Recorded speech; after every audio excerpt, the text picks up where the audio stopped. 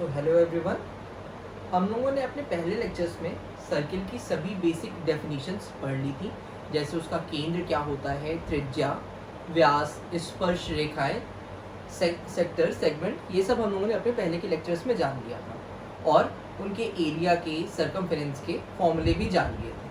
अब सर्किल की कुछ बेसिक थ्योरम्स होती हैं जिनके बारे में हमें जानना बहुत ज़रूरी होता है, क्योंकि जब न्यूमेरिकल आते हैं तो न्यूमेरिकल में कुछ डेटा मिसिंग होता है, जो डेटा हम लोग इन्हीं थ्योरम्स की हेल्प से निकालते हैं। टोटल हम लोगों के पास नंबर ऑफ थ्योरम्स हैं, जिनमें से मेनली हम लोग जो पढ़ेंगे वो इस तरह से, जैसे हम लोग थ्योरम 1 अभी शुरू करने जा रहे हैं, इनको मैं आपको स्टेटमेंट भी बताऊंगा और डेरिवेशन भी कराऊंगा। अच्छा, ये थ्योरम शुरू करने से पहले हम लोग कुछ थोड़ा सा लेक्चर अपना रिकॉल कर लेते हैं कि कल हम लोगों ने एक सर्किल ड्रॉ किया था। यहाँ पे ओ क्या था बेटे? ओ था उसका सेंटर। ये क्या था बेटा? ओ था उसका सेंटर। यदि मैं सेंटर से किसी एक पॉइंट को सर्किल पे मिला रहा था तो ये जो डिस्टेंस हो रही थी उसे क्या कहते थे बेटा हम लोग? रेडियस। इस पॉइंट को नाम ए दे दो जैसे। और यदि ये जो डिस्टेंस थी मैं दोनों तरफ मिलाई दे रहा था सर्किल के, तो वो क्या हो जा रही थी? ये सब, इसको पूरा मैं बोलूंगा डायामीटर। डन। अब इसी तरह यदि कोई दो बिंदु जो 180 डिग्री पे ना थे, उनको यदि मैं सेंटर से मिला रहा था तो वो क्या हो रहा था बेटा? सेक्टर। ठीक। और यदि इन्हीं दोनों बिंदुओं को मैं आपस में मिला रहा था तो ये हो रही थी बेटा उसकी जीवा। हम लोग जो थ्योरम्स पढ़ते हैं वो मेनली सब जीवा पर ही पढ़ते हैं। मैं आपको दिखाऊंगा कैसे। तो बेसिक अब हम लोग एक सर्किल में केवल एक जीवा ड्रॉ करेंगे। मैं आपको दिखाता हूँ ड्रॉ करके। जैसे ये मेरा एक सर्किल है, तो ये यदि कोई एक रेखा बनी हुई है जो सेंटर से नहीं जा रही है, तो ये क्या होती है बेटा? ये इसकी कॉर्ड होती है या जीवा होती है। हम लोग अपनी पहली थ्योरम में पढ़ेंगे क्या? मैं आपको स्टेटमेंट लिख के दिखा रहा हूं। यदि वृत्त की दो जीवाएं, या ब्रैकेट में इसको मैं लिख दे रहा हूं, कॉर्ड बराबर हैं, तो उनके द्वारा केंद्र पर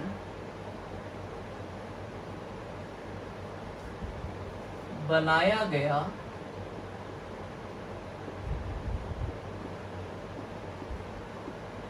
कोण भी बराबर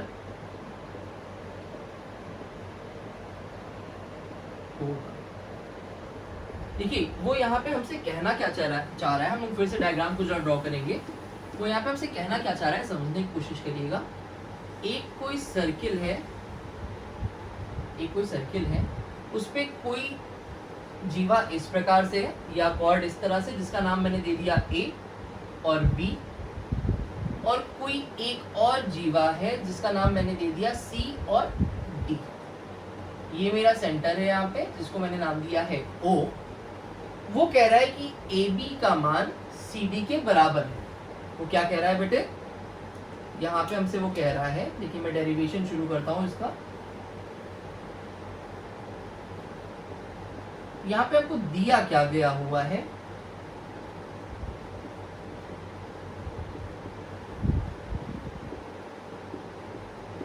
दो जीवाएं बराबर हैं। जीवा यहाँ पे कौन कौन सी बेटा? ए बी और सी डी। जीवा हम लोगों ने कल पढ़ा था ना कि वृत्त के परिधि पर यदि कोई दो बिंदु आपस में मिल रहे हैं तो उनके बीच की जो दूरी होती है उसे हम लोग क्या कहते हैं? जीवा कहते हैं। तो यदि यहाँ पे हमें दिया हुआ है कि वृत्त की दो जीवाएं बराबर हैं, ए बी और सी डी,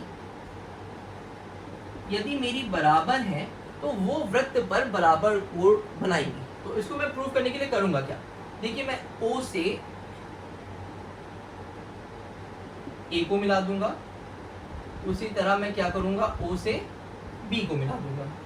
सिमिलरली मैं ओ से सी को मिला दूंगा और ओ से डी होगा। तो इसको मैंने नाम दे दिया थीटा 1 और इसको नाम दे दिया थीटा 2। हमें प्रूफ क्या करना है, उसने हमसे कहा है कि यदि दो जीवाएं बराबर हैं तो वो दो जीवाएं जो सेंटर पे कोण बनाएंगी, मतलब थीटा 1 बराबर थीटा 2, ये हमें क्या करना है, प्रूफ करना है। अच्छा, प्रूफ करने से पहले हम लोग एक अपना बेसिक कॉन्सेप्ट थोड़ा सा रिकॉल करते हैं कि हम लोगों ने सर्वांग समता की या कॉन्ग्रुएंसी की कुछ प्रॉपर्टीज पढ़ी हैं। कौन कौन सी वो प्रॉपर्टीज पढ़ी हैं? देखिए, एक प्रॉपर्टी है एंगल, साइड एंगल या साइड साइड साइड। प्रॉपर्टीज बहुत सी हैं, लेकिन हम लोग मेनली यहाँ पे यूज जो कर रहे हैं वो मैं आपको नोटिफाई करा रहा हूँ। तो हम लोगों ने एक प्रॉपर्टी पढ़ी है बेटा साइड साइड साइड, मतलब यदि दो ट्रायंगल्स की यदि कोई तीन भुजाएं बराबर हों तो उनके अन्य कोण भी बराबर होंगे। ठीक, तो यहाँ पे देखिए मैं इसको प्रूफ करना शुरू करता हूँ। मुझे दिया गया है बेटा ए बी बराबर क्या बेटे, सी डी। ये मुझे क्या दिया हुआ है? अब देखिए, मुझे पता है कि ओ ए क्या है, रेडियस, और ओ डी क्या है, रेडियस। मैं यहाँ पे लिख सकता हूँ बेटा ओ ए बराबर ओ डी। क्यों? क्योंकि ये दोनों ही क्या है बेटा, रेडियस है। उसी तरह से मैं देख सकता हूँ कि ओ बी भी रेडियस है और ओ सी भी रेडियस है। तो देखिए मैंने लिख दिया ओ बी भी रेडियस है, ओ सी रेडियस है, तो इसलिए क्या होंगे, ये दोनों बराबर होंगे। इसको देखिए मैंने फिर से क्या कर दिया, लिख दिया कि ये दोनों बराबर हैं। अच्छा, जब ये तीनों ही चीजें बराबर हैं तो इससे प्रूफ क्या होता है? यदि ये तीनों ही चीजें बराबर है तो इससे प्रूफ क्या होता है? प्रूफ ये होता है बेटा कि triangle O A B congruent है या सर्वांगसम है ट्रायंगल ओ सी डी। और जब ये दो ट्रायंगल बेटा सर्वांगसम है या कॉन्ग्रुएंट है तो हम लोग यहां से कह सकते हैं कि थीटा 1 का मान थीटा 2 के बराबर होगा। क्यों? क्योंकि ये दोनों ट्रायंगल ओ ए बी, देखिए मैं आपको दिखा रहा हूं, ये ओ ए बी और ये वाला ट्रायंगल ओ सी डी, जब ये दोनों सर्वांगसम निकल आए बेटे तो इनकी सारी भुजाएं और सारे कोण समान ही होंगे। तो जब सारी भुजाएं और सारे कोण समान हैं तो सीधी सी बात है ये थीटा 1 थीटा 2 के बराबर हो जाएगा।